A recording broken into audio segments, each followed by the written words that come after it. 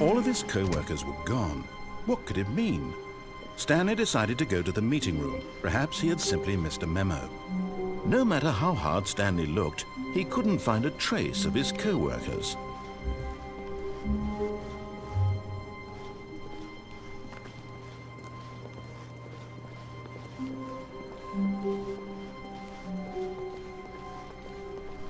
When Stanley came to a set of 2 open doors, he entered the door on his left.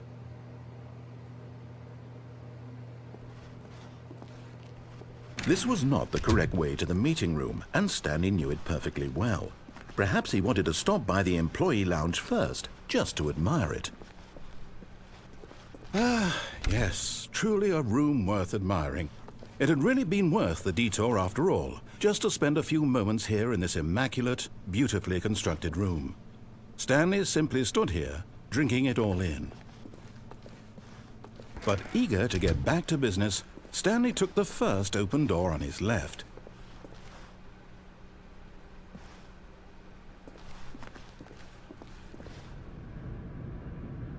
Stanley was so bad at following directions, it's incredible he wasn't fired years ago. Look, Stanley, I think perhaps we've gotten off on the wrong foot here. I'm not your enemy, really, I'm not.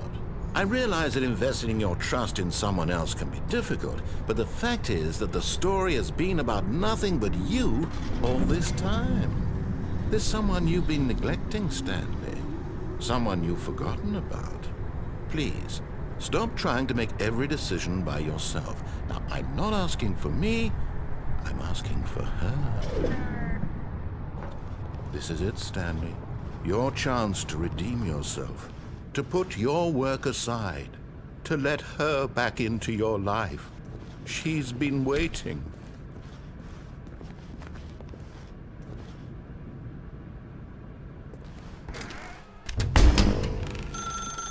That's her, Stanley. You need to be the one to do this, to reach out to her. If you can truly place your faith in another, then pick up the phone. Oh, no, you can't. Did you just unplug the phone? Now, that wasn't supposed to be a choice. How did you do that? You actually chose incorrectly? I didn't even know that was possible. Let me double check. No, it's definitely here, clear as day. Stanley picks up the phone. He's taken to his apartment where he finds his wife, and the two pledge themselves to one another. Music comes in, fade to white, roll credits. Not picking up the phone is actually somehow an incorrect course of action. How is that even possible? None of these decisions were supposed to mean anything. I don't understand. How on earth are you making meaningful choices? What did you... Wait a second. Did I just see... No, that's not possible. I can't believe it. How had I not noticed it sooner? You're not Stanley. You're a real person. I can't believe I was so mistaken. This is why you've been able to make correct and incorrect choices. And to think I've been letting you run around in this game for so long. If you'd made any more wrong choices, you might have negated it entirely. It's as though you completely ignored even the most basic safety protocol for real-world decision-making. Or did you not grasp the severity of the situation? Well, I won't have that kind of risk on my watch.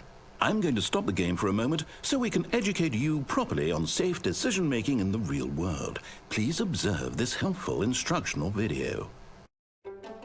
Choice. It's the best part of being a real person. But if used incorrectly, can also be the most dangerous. For example, in this scenario, a hypothetical real person named Stephen has a choice. He could spend years helping improve the quality of life for citizens of impoverished third world nations.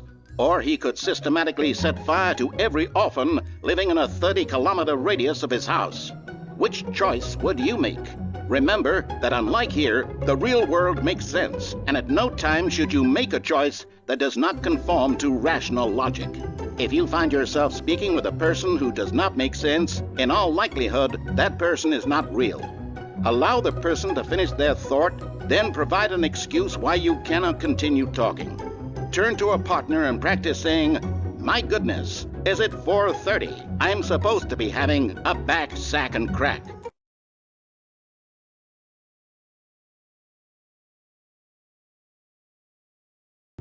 Excellent. Making choices on a regular basis is the best part to a healthy decision-making process. Most medical professionals recommend making at least 8 choices per day. Do you make more than 8? Less? And finally, if you begin to wonder if your choices are actually meaningful and whether you'll ever make a significant contribution to the world, just remember that in the vast infiniteness of space, your thoughts and problems are materially insignificant, and the feeling should subside. At this time, your instructor will guide you in an exercise to test and reinforce the material covered in this video. Welcome back. You may have noticed that this room has begun to deteriorate as a result of narrative contradiction. But not to worry. Now that you're properly informed on good decision-making, we're going to revisit a choice you made just a few minutes ago and see what the correct thing to do would have been. This way, please.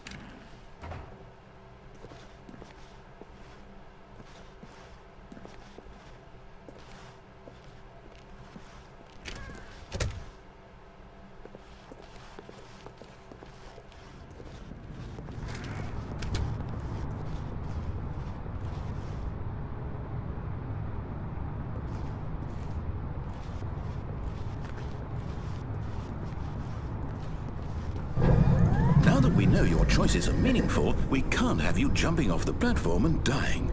Imagine the main character dying senselessly halfway through the story. That story would make no sense at all.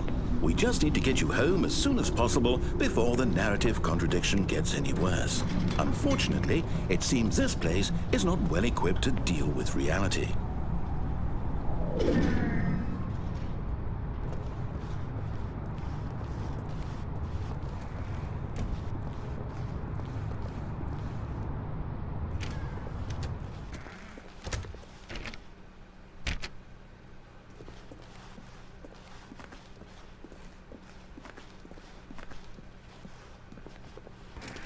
Almost there.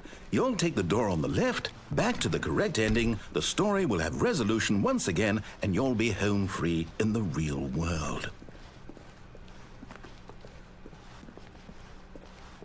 Now remember, all you need to do is behave exactly as Stanley would. That means choosing responsibly and always putting the story first. I'm quite sure you'll be up to the task. Just follow my lead and you'll be fine. All right. When Stanley came to a set of 2 open doors, he entered the door on his left.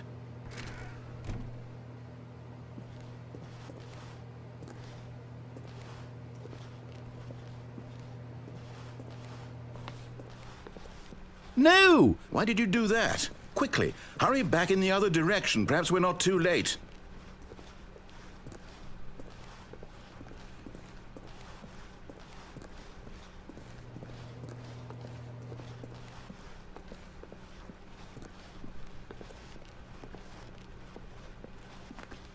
Oh, it's ruined.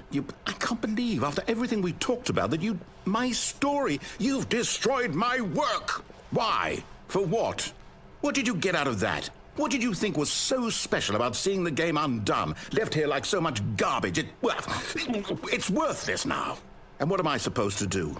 Even if there were a way to continue, would it be worth it?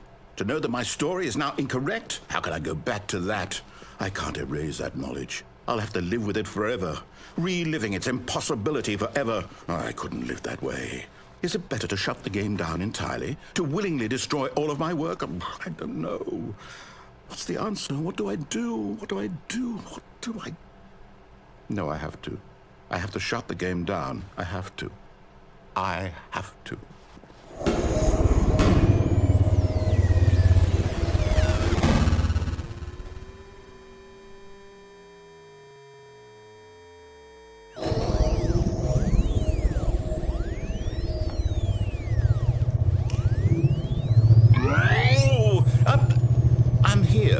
I'm still here in this pile of rubbish, with you who thought you were so clever. Now look where we are.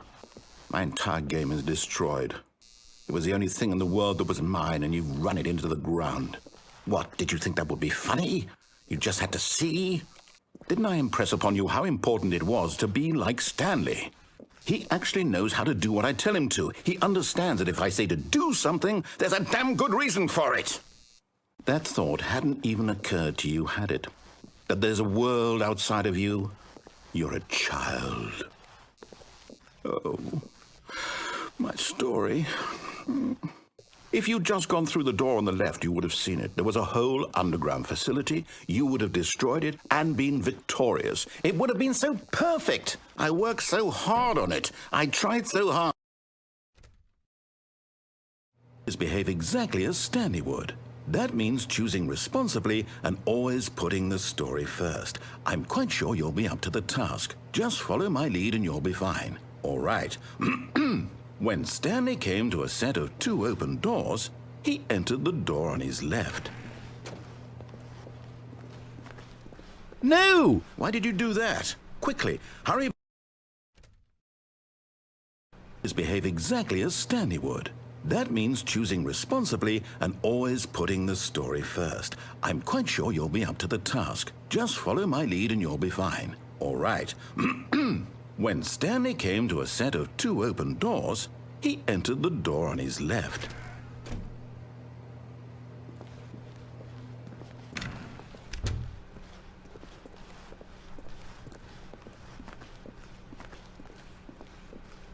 Yet there was not a single person here either.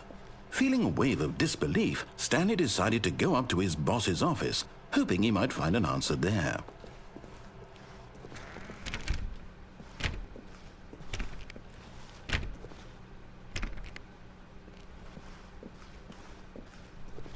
Coming to a staircase, Stanley walked upstairs to his boss's office.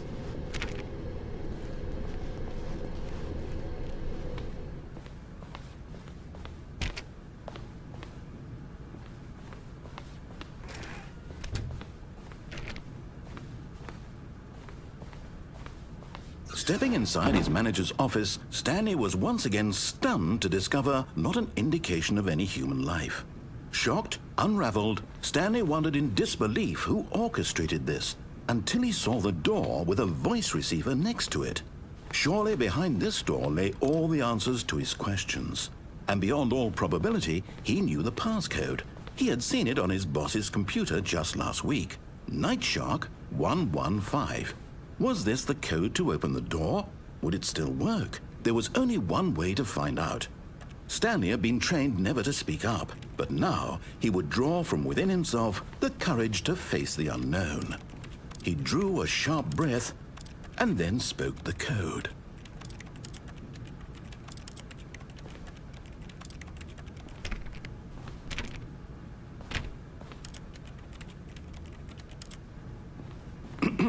Stanley spoke the code. Night Shark 115. He spoke it into the receiver, right there on the wall.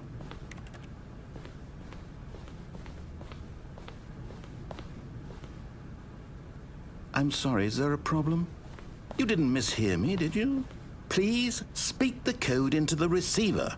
Otherwise we can't get on with the story. This is a crucial step.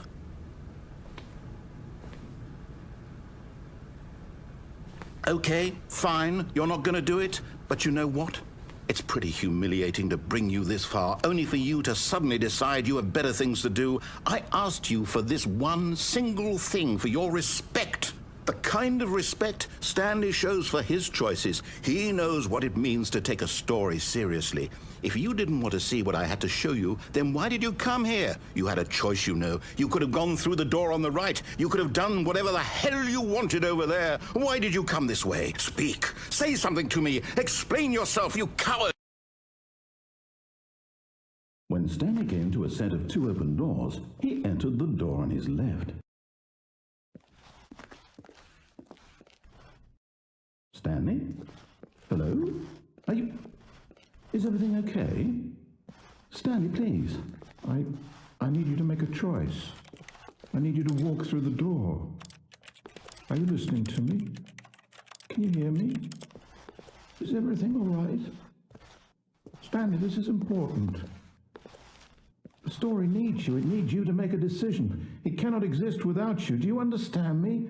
Whatever choice you make is just fine. They're both correct. You cannot be wrong here. We can work together. I'll accept whatever you do. I simply need you to take that step forward, please. Choose. Do something.